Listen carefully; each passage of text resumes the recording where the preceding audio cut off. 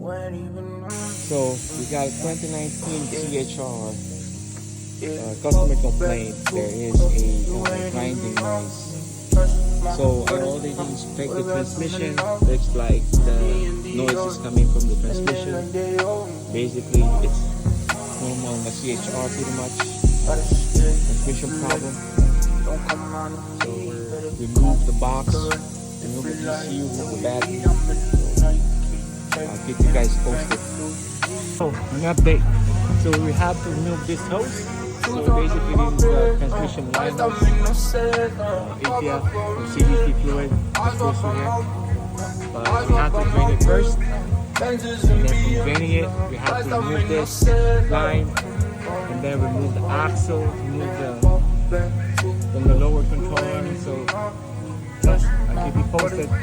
Sorry I forgot to update you guys, but yeah, transmission is out. So you can see, easy breezy. So that's a new transmission right there. Hopefully we can get it done today. Let's go. So that Supra, you know, this is a project as well.